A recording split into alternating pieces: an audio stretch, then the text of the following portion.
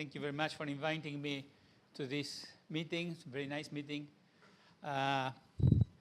When she invited me to this meeting, I told her that being an experimentalist in a meeting of philosophers, epistemologists, and theoretical physicists, I would be like a frog of a different pond. That's the expression in Spanish. I don't know if it's something similar in English. But well, you know, Olympia, all resistance was futile. And so here I am.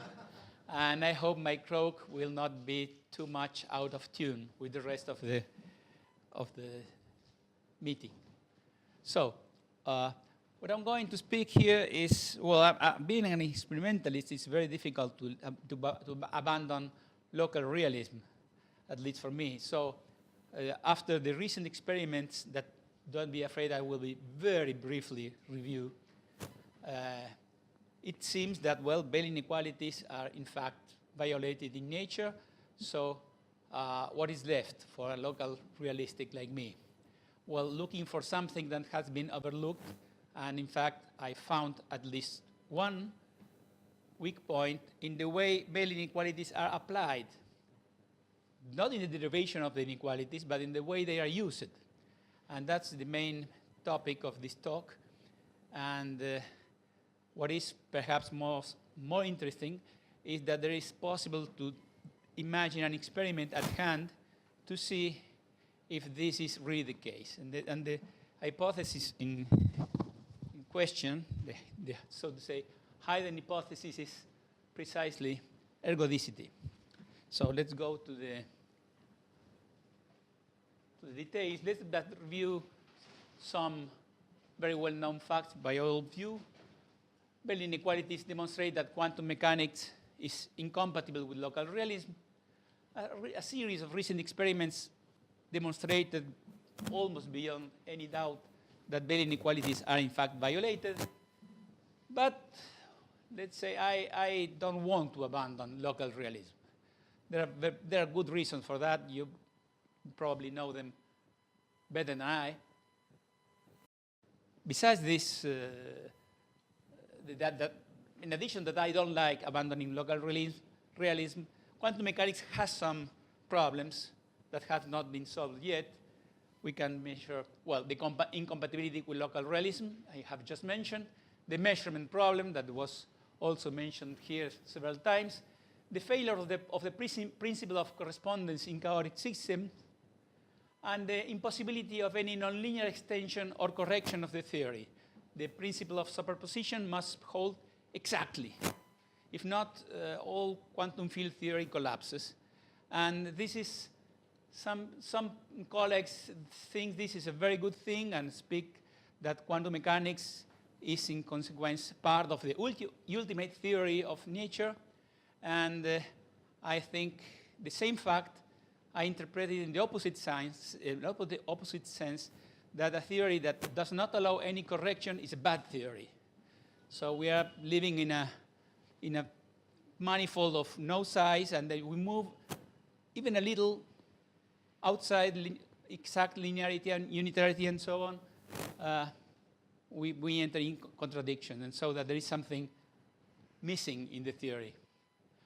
In this talk, I will sustain the Einsteinian idea that the description of physical reality provided by quantum mechanics is incomplete. I will argue that the performance experiments cannot be decisive for the reason I'm going to explain. Even if I were able to make a perfect experiment, the same objection applies. And finally, I will sketch an experiment that may give support to these ideas.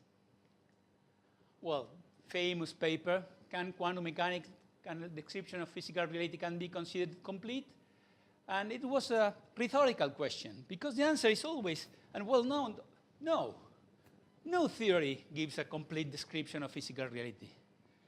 Never. You can put here, can Hnilo description of physical reality be considered complete? No, never. Well, because it is a question, if you want, of common sense. But let's talk about this bit later. Okay, you can think differently. Okay, I accept that. But in my opinion, okay, all theories are provisory description of reality, and quantum mechanics too. Let's brief, in particular, quantum mechanics too. Let's review very briefly the argument you already know. They say, if without in any way disturbing a system, we can predict with certainty the value of physical quantity, that in their example was position or momentum of two entangled particles, then there exists an element of physical reality corresponding to this physical quantity. And the answer, Bohr's answer to this observation was, in my opinion, very weak. Of course, there is no question of a mechanical disturbance, but there is essentially the question of an influence on the very conditions which define the possible types of predictions. Since these conditions constitute an inherent element of the description, the argumentation does not justify that quantum mechanical description, he forgot to say, of physical reality, is essentially incomplete. It's curious that in 1935, the discussion was not yet between quantum mechanics and local realism. However, perhaps by an extraordinary intuition, Bohr immediately refused realism. He took that position immediately, even 30 years before Bell's inequalities. But the problem with this argument is that you can use it for anything. For example, I am in the lab, I tell one of the students, well, here in this point of the circuit, you have 10 volts voltage. And he goes, I think you're wrong, Doc. I measured 3 volts with a tester. Ah, but you have put the tester. Well, the tester has a high impedance, and I know how it works. And so if I measure 3 volts, I know there is a problem. Ah, no. But there is no question of an electrical disturbance. But it is essentially the question of an influence on the very conditions which define the possible type of predictions regarding the future behavior of the circuit. So this is a sort of argument that you can use always in any situation. In fact, it's very similar, surprisingly similar, to the argument that Saint Roberto Bellarmino, cardinal in times of Galileo, used to refuse watching the mountains in the moon through the telescope. You know, in those times, for the Aristotelians, there were no mountains in the moon. And Galileo, of course, saw the mountains in the moon and said, why don't you see through the telescope? Oh, no. He refused to see that through the telescope. But why not? I know how the telescope works. I watch the trees in the horizon and see them bigger, and watch the houses and see them bigger, and I saw the moon and see them bigger and better, and I can see the mountains.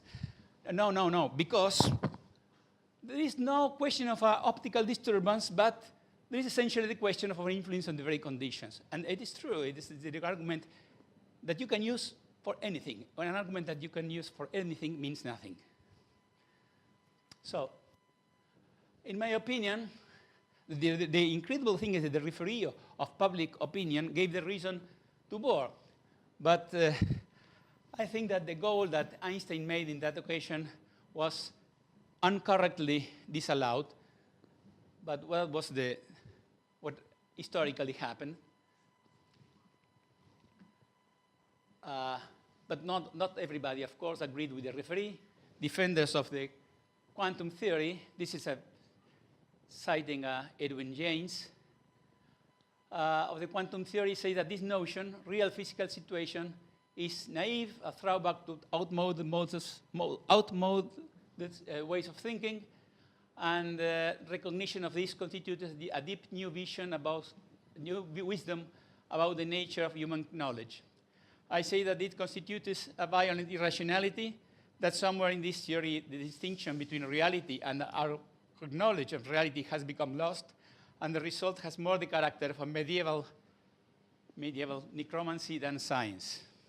I agree with James. So after Bell, we know that locality and realism means that, for example, this parameter, this is the Eberhard Clauser-Horn parameter, is negative, and that quantum mechanics predicts that this parameter is positive. So local realism and quantum mechanics are incompatible. So the task for the experimentalists after 1965 was measuring Bell's inequalities. I will briefly review the derivation of the inequalities. It's, of course, you know all of this, but just to see, just to remind what is the problem. The observable probability of detecting a photon at station A when the polarization is orientated, set at angle alpha is supposed to be in the derivation of Bell's inequalities as this integral over the space of some hidden variables lambda. So he assumed that probability depends on the hidden variable and alpha, but not on beta or anything else. The same happens with the coincidence probability. That's the probability of detecting something here and here simultaneously.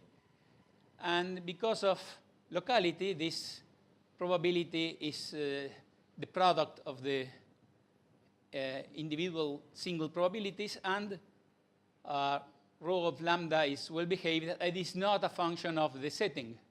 That is known as measurement independence. This is a crucial assumption, and I beg you to remember that it's rho of lambda, not rho of lambda, alpha, and beta. Well, then one uses a well-known mathematical inequality, identifies each of the relevant probabilities for different orientations of the angles with any of the terms, integrate over lambda, and get the, in this case, Clauser-Horn inequality, which is violated by quantum mechanics. There are states that violate the inequality. And then this is the core of Bell's argument. Now, what is the question? Are Bell's inequalities violated in an experiment? If yes, locality and realism are violated in nature. If not, a limit of validity to quantum mechanics has been found. The early experiments reported that, in fact, the inequalities were violated. But defenders of local realism said that there were some technical flaws that allowed to reproduce the observed results without violating local realism. There are many ways of classifying the technical flaws, but I will mention or will use this classification. There is the loophole of detection loophole, the locality or predictability loophole, and the timing coincidence loophole. The detection loopholes means that, well, no detector is 100% efficient, so that the detector may conspirate to detect some pairs and others not in order to violate the Bell inequalities for the particles that are effectively detected. In general, in order to close this loophole, you need very good, very high efficiency detectors. Locality or predictability loophole means that there is no possibility of interchange of information between the stations in the experiments while the photons are in flight from the source to the stations. And the timing coincidence loopholes refers to the probability, the possibility that photons are the moment of detection of photons is advanced or delayed in such a way to produce a coincidence or not, also in a conspiratorial way, in order to reproduce the Bell's inequalities. And in order to close this, in order to close the locality loophole, you need very far away stations and random number generation that work very fast and choose the basis of observation at high speed. And time coincidence loophole, you need time-stamped detection. You need to know not only the average number, but also in what moment the photons are detected. And recently, a series of experiments claim to be loophole-free. That is, they have to have closed all these loopholes simultaneously, and to have verified the violation of Bell inequalities. Well, this is a table of resume, to summarize the main results, here we have the two experiments by the group in Vienna. These two are the experiments at the NIST in Boulder, and this one is the experiment in the Netherlands. I will not go into the details, it will be boring. Let's just mention that these two first experiments considered only the detection loophole that was the most difficult to close, and they achieved their goal. They effectively closed the detection loophole by using very high efficiency single photon detector, cryogenic single photon detector with a measured efficiency near to 0.8. They used also what is called the Everett inequality that has a threshold for closing the threshold that is 2/3. So they were in condition of closing the threshold, they're closing the loophole, sorry.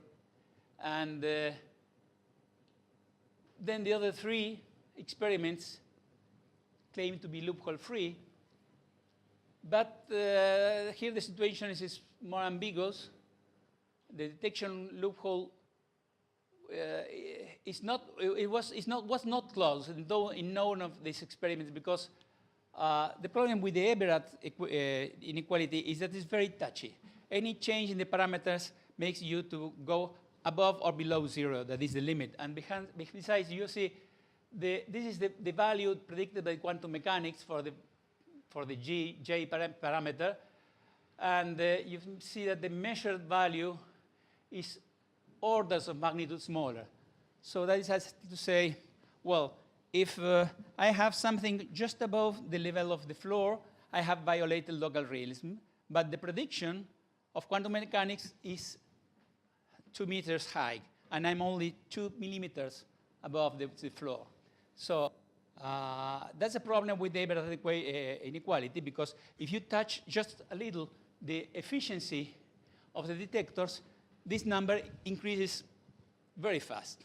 So you're in a situation, it's not very comfortable, not very satisfactory, because any change in the efficiency, very small change in efficiency, moves this limit very, very strongly. And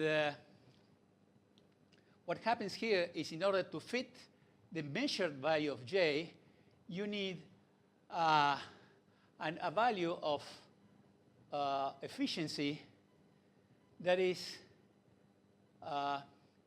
below the, I don't find it, well, below the threshold to close the loophole. So the equivalent efficiency is below the threshold. So for this experiment, the detection loophole was not closed, if you consider it strictly speaking. And in the case of the Vienna experiment, they didn't provide the new threshold for the inequality that depends on the noise. So one doesn't know really if they closed the experiment. They did close the locality loophole, and the coincidence loophole, or time coincidence loophole, was not closed in my opinion, but it may be closed if an appropriate numerical study of the data, already recorded data, were done. And we are working on this with the data of the Vienna experiment to close the coincidence loophole. But and if you see the last experiment, it clearly closed all the loopholes, but the problem with the experiment in the Netherlands is that they strongly relied on the phenomenon of entanglement swapping that is remembered here. So they are able to close all the loopholes by achieving what is called an event-ready experiment. And they achieve that because they combine the system to be measured with photons. They entangle single vacancies in single nitrogen vacancies in diamonds that can be handled with radio frequency and detected with very high efficiency, with photons then propagate the photons far away in order to give time to the random number generators to generate the basis to measure in a local way, and then select which data are to be used to measure the inequalities. There's a closer Horn inequality that is more robust than the Everard inequality by entanglement swapping. The problem is that they assume entanglement swapping correct. And so there is something not very satisfactory there. I don't mean that it is wrong, but I mean that it should be very carefully considered, because one assumes a quantum process, a quantum mechanical process without any semi-classical counterpart to verify that quantum mechanics is correct. The risk is that one is demonstrated something that one has assumed from the very beginning. So this is the main objection to this last experiment. But anyway, these are all of them. This is just to criticize the experiments, so one has to put the position of being critic with experiments. But I find them really admirable, amazingly well done, and even though the experiments are not perfect, but no experiment can even be perfect, they confirm the violation of the Bell's inequalities beyond reasonable doubt, at least my reasonable doubt. So I have studied all the experiments and find them, well, there is, okay, strictly speaking, they don't close all the loopholes, but the space left is so small that I will take them, the Bell's inequalities have been violated. But on the other hand, abandoning locality and/or realism contradicts, as I said before, very deeply grounded ideas, and has some bad social consequences. Recently, we have seen here the government spending money to promote courses of quantum mysticism. I have seen labels promoting quantum medicine, so you are not healthy, not ill, you. And quantum, and a famous colleague of us recently tried to promote, make a, how to say,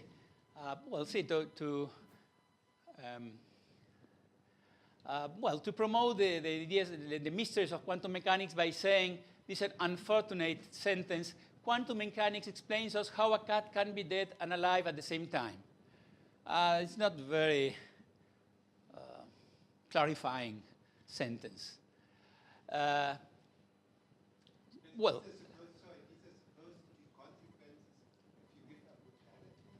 if I give up what? If you give up local realism, then the consequences... No, well, in some sense, yes. In some sense, if you take quantum mechanics too seriously. Of course, I don't mean that defenders of quantum mechanics agree with these ideas, but they open their door open to these ideas, that I find them socially undesirable. Let's say in this way. Of course, I don't see, yeah. Someone defends non-locality. This morning I used the term holism. And of course, when I take myself to be entitled to use the term holism, but unfortunately people then say we have holistic medicine or whatever, but I mean, nevertheless, we cannot give up using these terms because some people are crazy. Of course, no, I agree, of course. No, that's just commentary.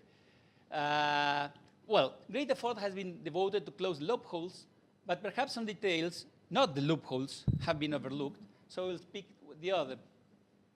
The core of the argument is this: when we derive the Bell's inequalities, we made an integral on an average over the hidden variables lambda. But when you measure, what you measure is an average on time, and these two averages, it's very well known, are not necessarily equal. The hypothesis that they are equal is well known also, is the ergodic hypothesis. What if I cannot apply ergodicity at the hidden variables level? Because this is an average over the hidden variables, and this is time. They are not necessarily the same. But if I don't make this hypothesis that these integrals are the same, or an hypothesis similar to ergodicity, I'm going to explore this if I have time, then I cannot insert measured values into the Bell's inequalities. I want to stress the difference. Bell's inequalities are derived correctly, but I cannot use measured numbers into the Bell inequalities unless I make this unless I assume these two integrals equal, because it is the only thing I can measure. But which order of values? This is the time of measurement, the period over which I'm measuring the probability. It will be clear in a moment. Yeah, but there must be some probability distribution over time of these lambdas. So, Yeah, but they are not need to be equal. no, but you can skip the upper line and just take the time average. Wait. Well, then. Okay. So the real logical relationship is locality, realism, and ergodicity, or something similar to ergodicity. Then J is less or equal than 0. So if I measure J larger than 0, there is a possibility that is this hypothesis and not locality or realism what is wrong. Well, let's explore further what this additional hypothesis means. The simplest way is to replace lambda in the previous derivation of the Bell's inequalities with time. So time will play the role of the hidden variable from now on. So here's the same integral than in the last slide, but with time everywhere, and t is the time of the full experiment, say 3 hours measuring.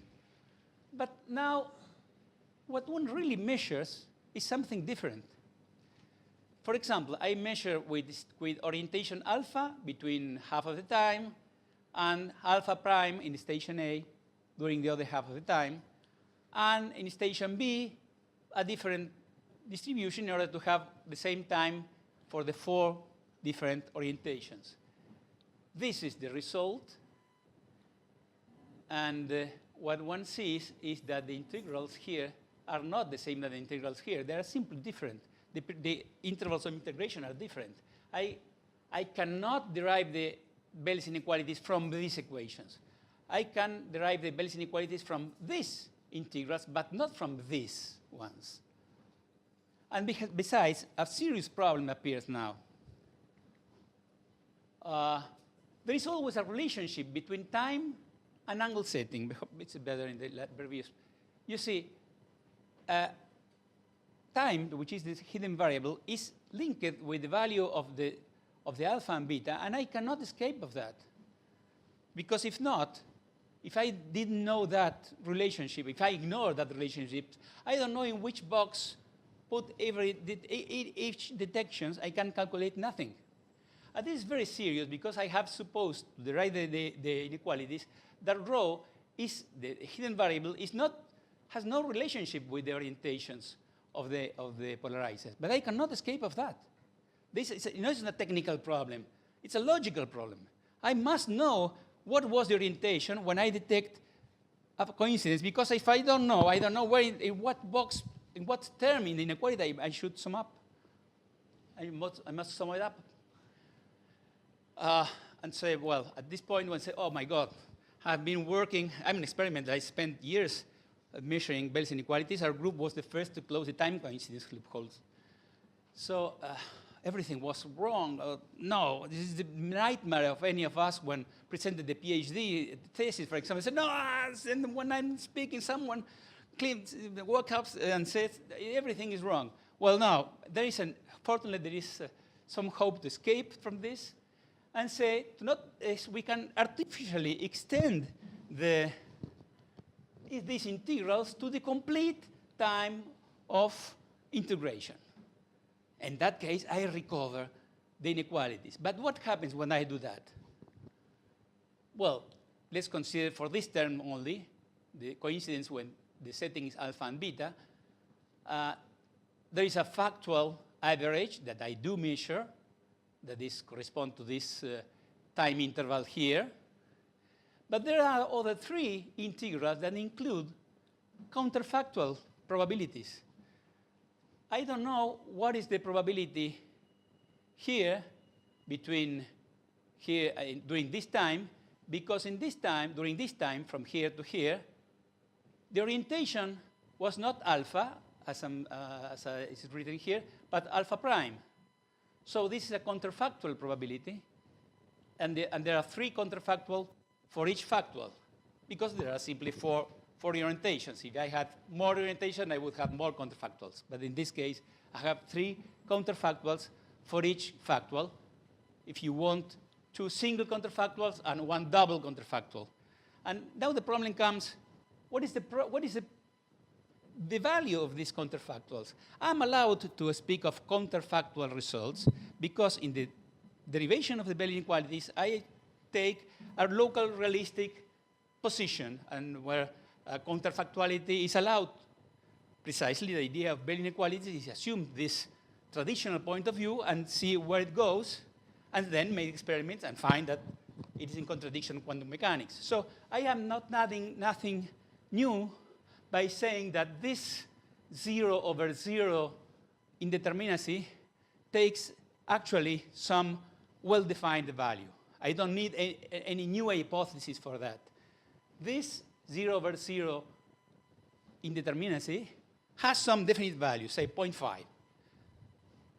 I don't need additional hypothesis, but I do need an additional hypothesis to determine the numerical value of this 0/0 indeterminacy.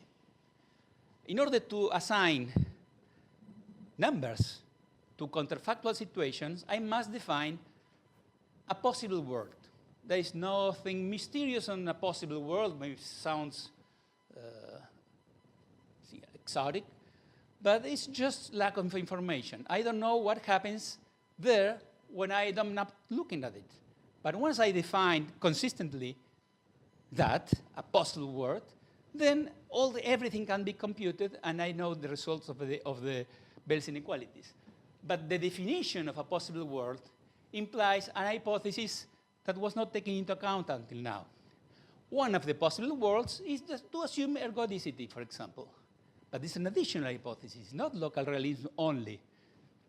For example, if I consider how to derive the famous Clauser-Horn, Schimann, and Holt inequality, which is the most popular in experiments, this is the traditional form, where this is the E are the correlations parameters.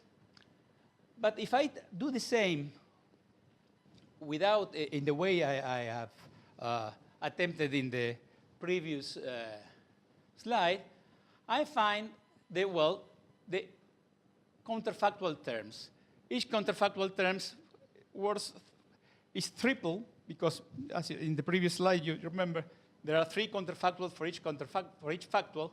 So this inequality is not so trivial as it may appear, because if not, you have 4 terms and 8 terms, and number 8, well, it holds always. No, because this can be as large as 3 times the factual. I'm not even confusing about this. But the problem here with this inequality is that if I do not define a possible world to put numbers here, I can calculate nothing. I don't know what numbers put in here. Choose any one, 1, 0, 0.2, whatever. But I have to define a possible world to put numbers here and to be able to calculate if the inequality is violated or not. Depending on the possible world, on the properties of the counterfactuals you decide, you define, then you can get an inequality that is violated by quantum mechanics or not. In general, if you manage to achieve that each counterfactual terms is 3 times the factual terms, the usual Bell inequality is retrieved. And this is just to summarize the gray possible worlds are the ones who retrieve the Bell inequalities, and there are also other possible worlds where the Bell inequalities, as we know them, are not retrieved. This is the extra assumption that is needed in order to apply experimental results to the Bell inequalities. I had a slide to describe each one of the possible worlds, but I think I will not have time. So just I indicate here Gothic hypothesis here. There is a slightly more general assumption that I call homogeneous dynamic assumptions. That means simply that it's very intuitive, but it has not to be, it is not necessarily true. That is, the value of any integral in time of any variable, of any dynamical variable, is the same always if the time is, of course, sufficiently long. And as if I assume that, it is the same, I observed it or not, and so the factual and counterfactual averages are the same. But this possibility opens a road to a new type of experiments. It's the search for non-ergodicity. Here I mention non-ergodicity in a sort of, say, comprehensive way. As I show in the last slide, ergodicity, strictly speaking, is not the only possible world where one retrieves the Bell inequalities, but I will say non-ergodicity, including all the set, just to speak faster. So let's look for non-ergodicity in the experiments, some indication of non-ergodicity.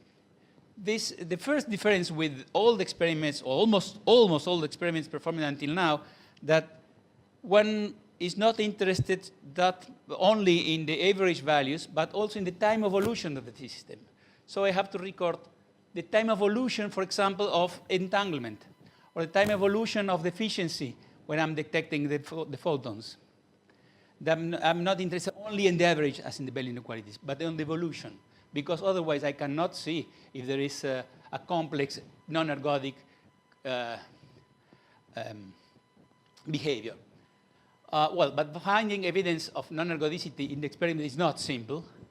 In principle, at least, one must be able to detect oscillation at some characteristic frequency f. And what is value of f here? Well, of course, I don't want to, I want to keep locality true. If not, all this wouldn't be interesting. So if locality is true, then it is intuitive, and there are better reasons than mere intuition, but just leave it that way here. It's intuitive that the frequency must be smaller than c over L, where c is the speed of light, and L is the spatial separation between the stations. So I must be able, in my experiment, to detect oscillations at this frequency f. But if L is small, as in almost all experiments, this frequency is very high. So using Shannon's idea, Shannon's principle of a density of at least 2 detections in a period 1 over f, all experiments are short of this number by at least 3 orders of magnitude. If I use the best detectors available now, I need a distance between the stations of 40 kilometers. That's not impossible. We have made, not we, but our community has made things much more difficult than that. The LIGO experiments are much more difficult. Super colliders are much more difficult. But this is certainly beyond my personal possibility. But there is something I can do. That is a stroboscopic reconstruction of the dynamics. I send a pulse, a laser pulse, and measure a photon sharing here. Then I repeat another pulse and find another photon, say, here.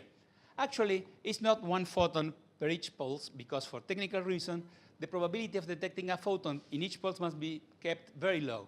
So my laser emits 100 photons, and I make one detection here, another 100 photons, I detect one here, and another here, another here, and I record all this information. At the end of the day, after, say, 100 million pulses, that's a couple of hours at high repetition rate, I can do that. I reconstruct the dynamics and see, I can reconstruct the dynamics and see if there is some typical frequency, if there is a chaotic attractor there, or whatever. Of course, as in all the stroboscopic reconstructions, there is an hypothesis involved. What is the hypothesis? That I'm starting always from the same, say, ground state. If the ground state from one pulse to the other is different, well, I get a mess. But there is no escape of that unless one can achieve a 40 kilometers setup. This is a very simple scheme of what is the experiment. It's a pump laser, the generation of entangled photons, detections. The detections are time-stamped, so I detect not only the number of photons detected, but also the moment they are detected. And an important detail is that L, the distance between the stations, must be adjustable. Because if I find a frequency in the spectrum, I don't know if it is noise coming from anywhere, any reason. But if I change L and the frequency change position in the spectrum, that's different. I know that it's something related with the separation of the stations. A couple of antecedents of this. We made, many years ago, a study with this purpose on the data of the Innsbruck experiment of group of Zeilinger in 1988. They were very generous to us. They sent the whole data, the whole block of 120 files, never published, of all the data they had, raw data, without any previous processing, and we made a nonlinear analysis of all these time series and found nothing known in any of those files except in one, the longest one in time, with about 4 minutes time of real time. And in that particular file, we found the existence of a chaotic attractor with a dimension of embedding of 10. This effect, then when of course, we communicated that to the people of Zeilinger's group, and they said the reason must have been a drift that they had found between the clocks in Alice and Bob.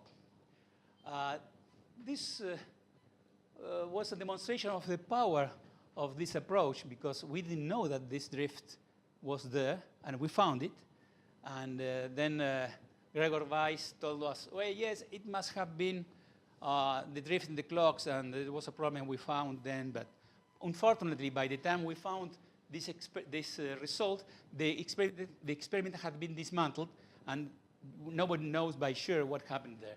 Anyway, what was by reconstructing the attractor, we were able to predict an average of 20 bits of the time series. So if that time series had been used for quantum key distribution, we would have been able to predict 20 bits of the key. And that's important for quantum key distribution, because it's a new type of vulnerability that deserves to be studied in the future. Another interesting antecedent is our own experiment of 2012, when we performed a stroboscopic reconstruction of the evolution of entanglement in the same way than before, but the time resolution of our experiment was too poor to be able to see the frequency C over L. So here what we have is the shape of the pulse reconstructed from the single countings. What here have the entanglement as measured by the Clauser-Horn, Shimany, and Holt parameter, and the efficiency. And you see here that the efficiency is growing through as time evolves. And this is consistent with one of the many hidden variable theories you can imagine to explain what happens here. But of course, there are many possible reasons for this behavior. So this is just an antecedent, say, well, an encouraging antecedent. Perhaps there is something here. We are trying now to repeat this experiment. We realized that this effect when the experiment was dismantled. So we are going to repeat the experiment and see if there is some other artifact regarding this. So, conclusions. In quantum mechanics, as we know it, the physical states belong to a Hilbert space. So the principle of superposition, ergodicity, and linear evolution by unitary operations is granted. But the observation of non-ergodic dynamics would break all this scenario. So the recently observed loophole-free violation of the Bell inequalities can be interpreted as a demonstration that local realism is false in nature, or as a clue that the limit of validity of the Hilbert space approximation of physical reality has been reached. If we assume Hilbert space is an assumption of physical reality, well, perhaps we are reaching a limit of that. Perhaps it's a clue, not a demonstration. The experiment has to be done yet. In this case, Einstein's intuition on the incompleteness of quantum mechanical description of physical reality would have been demonstrated at last. Finally, that's reasons of a different nature to make the experiment, to perform the experiments I propose, is that this type of experiments have never been done before. So, you probably know that, for example, the Psi-Linger's group insists on measuring Bell's inequalities in the usual way by using light coming from stars and things, and random number generation on the Big Bell test, using the contribution of millions of people through the world. But this is always the same thing. We are measuring always the same. This is measuring something different, and perhaps we will find something different. So there is these experiments may reveal potentially new physics, and they are at hand. Even the decisive 40-kilometer version is much easier than, for example, LIGO or anything of those experiments. So, final conclusion, looking for evidence of non-ergodicity is, in my opinion, the most promising next step in the experimental exploration of the foundation of quantum mechanics. And recall what one of the leaders of the LIGO leaders recently said, don't bet against Einstein. And just at the end of the end, and as we are in Buenos Aires, please allow me to give an advice from an old experimentalist to the young theoreticians. There are so many here. A theory, any theory. I know that Professor Weidman does not agree with me, but in my opinion, any theory is like a tango dancer. No matter how appealing and beautiful she is, theory is feminine in Spanish, or how many promises she has made you, or even how much satisfaction you have already got from her, you must never, ever forget that she's lying.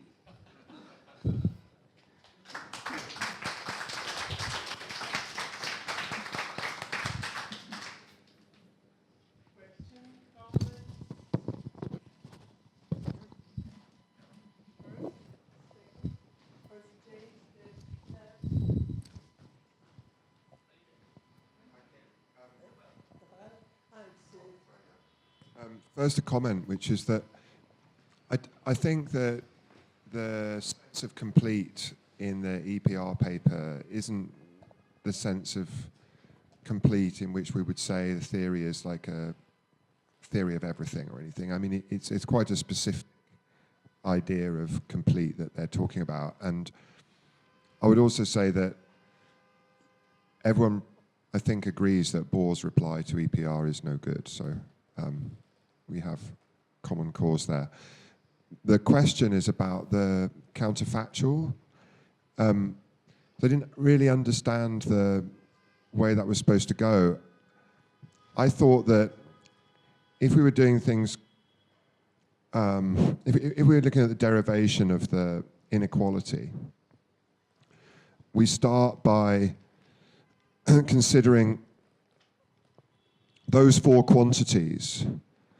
Sorry, go back. Next slide, please. Next slide. This one? No. Where you had EA, the Clauser, Shimoni, Horn. This? No. Later. Yeah, that at the top, right. We would start by considering the we start by considering the value of a particular run of the experiment for the setting alpha beta. And then we assume that there's a counterfactual value for that very same run of the experiment, which is alpha beta dashed, and another one which is alpha dash beta dashed, and another one which is alpha beta. One, okay. So, and then the expectation value is the long run limit, the limit as n goes to infinity of the average of alpha beta across n experiments as n gets very big. Mm-hmm. So I just didn't understand the notation where you then said you have E alpha beta with a bar underneath it. Oh yes, the bar means, sorry, perhaps I forgot to say. The bar is the three counterfactual E that you can compute when you are measuring alpha beta. You are actually measuring E alpha beta, but at the same time, you have three counterfactuals that correspond to the other three orientations. Okay, I'm still really confused. I mean, I thought that we measure E alpha beta by measuring a finite frequency in the actual world, which we think approximates it. Sure. But in any given run of the experiment, excuse me. all other three values are counterfactual. Is the alpha beta that comes from the other, when I'm measuring the other orientations? That's perhaps that's what confused you. When I'm measuring alpha prima beta, E alpha beta has some value that I don't know because counterfactual that is included here, and the same for all the others. But I don't think that's the right way to think about it. I think the right way to think about it is that any one of those, what we would call, what's often called correlation coefficients, right? That any one of those is not measured in a single experiment and is a summary over many experiments. Right, of course, yes. And so the relevant counterfactual isn't what's the expectation value of alpha, of the correlation between alpha and beta. The relevant counterfactual is not what's the expectation value. The relevant counterfactual is what's the actual value. What's the value we would have got in this particular run had we measured beta instead of beta dashed. Right. Yeah? Right. Okay. And I have to do that because I had to artificially extend the time in the integrals to make the integrals equal and obtain the Bayes inequalities. But when I do that, there appear terms of things that I haven't measured. I cannot measure. That's the origin of the counterfactual terms. That's why I thought that perhaps this slide is more appropriate to understand what happens. Okay. This T is the complete time of measurement. This term is the one that leads me to the usual Bayes inequalities. I think what I'm thinking is that all of these probabilities are defined across a set of possible worlds rather than being probabilities that are only defined in the actual world. Mm-hmm. So that there's no, I'm thinking that in the world where you do a different experiment, it's the same expectation value because the expectation value is a long run average across nearby worlds where you measure. But that's an additional hypothesis. You can assume that. And it's very reasonable. I don't mean that it is not reasonable, but it is an additional assumption. In fact, I knew I wouldn't have time to go into that details, but it's possible to write a counterexample. You can build a relevant counterexample in hidden variable theory where this hypothesis is not fulfilled, where you break the ergodic hypothesis, speaking this way. Well, the average of this quantity when you are measuring this one is different. I see. Now I think I understand what you mean by the ergodic hypothesis. So because it's a relevant question, because, well, in what case, not an invention, but there is a specific case where this is not, where the equality between these four integrals does not hold, yes, there is a case. And what Seth tells of that example, or counterexample, is that the violation of ergodicity is a condition necessary but not sufficient to violate the Bell's inequalities without violating local realism. Do you follow me? Final Thank you. Very short, one here and one way.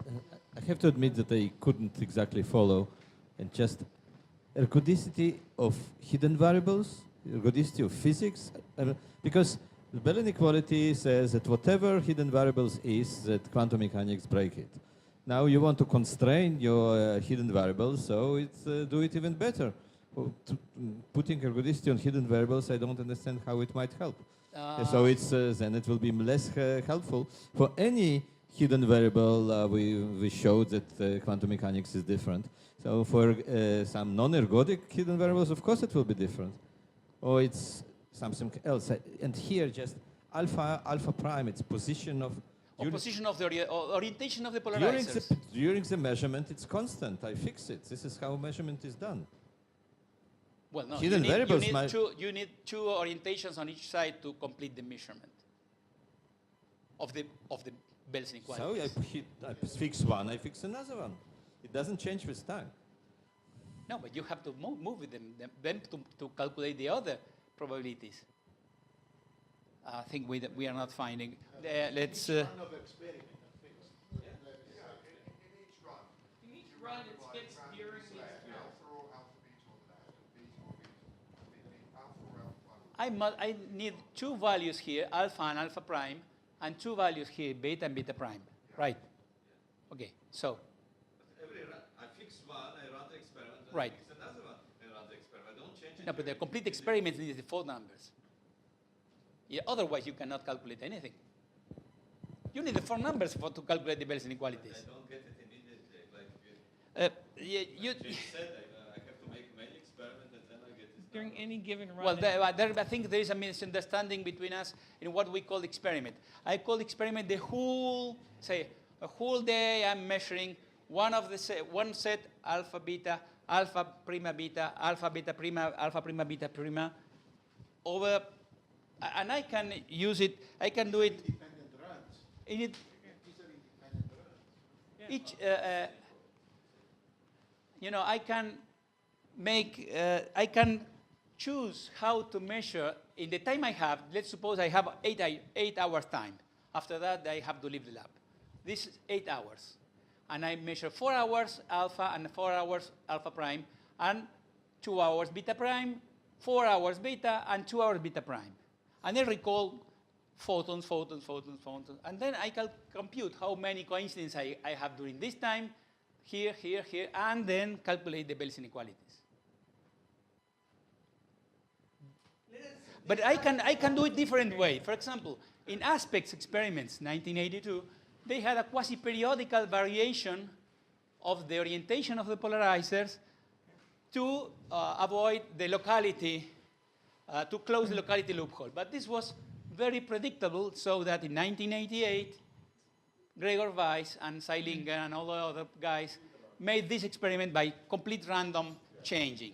And also the Big Bell test and all the other ones. But no matter how you distribute the times of variation. Where is the ergodicity? I will. Okay. We have No time, okay. Later we have the coffee break. Now, Wayne. Yeah. Yeah, I'm not sure this will be quick, but can you go back to one of the slides where you have the standard derivation of the Bell inequalities? Like you had it a moment ago. The way everyone always does it. one? Yeah, right there. Yeah, this one? is good. Yeah. I'm not convinced that any kind of hypothesis about the evolution of the hidden variables or anything is used in this at all. And let me say or got it or not. And let me say why. So let lambda be the complete state, whatever hidden variables you want, at the source, at the time of the production of a particular pair of photons or whatever they are.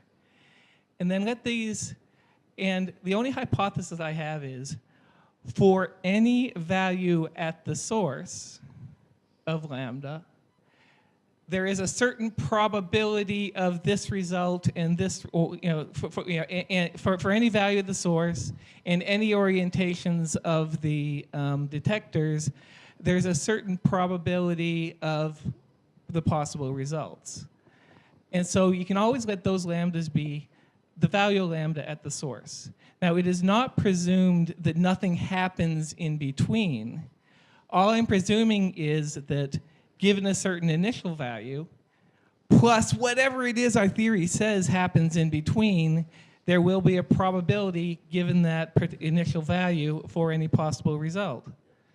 Right? And then I get to use the same row of lambda across all of them because it is actually always conditions at the source. So I didn't get it. I'm sorry, but I didn't. So I agree what you say, but I don't understand what is the objection. Yes, no, the fact So that no assumption whatsoever let me- about what happens during the measurements of the hidden variables or anything that is no assumption of ergodicity or anything else is being made in the derivation. No, no in the derivation. Of course, you're right. Not in the derivation, but when you want to use it, use the Bell inequalities. You need that hypothesis. No, you don't. Yes. Yes, of course I do. He's not saying that he's adding something to the derivation. The derivation, No, derivation is perfect. okay. The problem is when you have to test the derivation, Right. you have to make some the- assumptions. Okay. And This the is the thing is, point. no, that is false. We are not making, okay, when we analyze the experiment, no assumption about what happens to the hidden variables for any. When we analyze the experiment and say that a local realist theory is going to give these kind of results, what I'm claiming is no assumption about what is happening during the experiment to those hidden variables or anything else is being made. Of course, Are we talking right. about a run or an experiment? No, but that's not the problem. An experiment consists of lots and lots of runs at different angles. Excuse me? Is An experiment consists of lots and lots of individual runs done at different angles, yes. choosing different angles and measuring a single photon. That's just to agree, to get into, to speak with the same words. You call experiment preparing one single pair and detecting them, choosing the angles and detecting them. That's an experiment. No.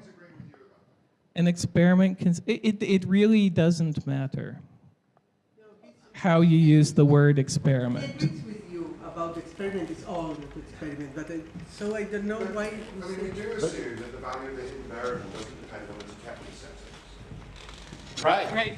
And that, right. But that's okay. That's because okay. the space light separated from the. Yeah, that's okay. Right. I assume that, yes.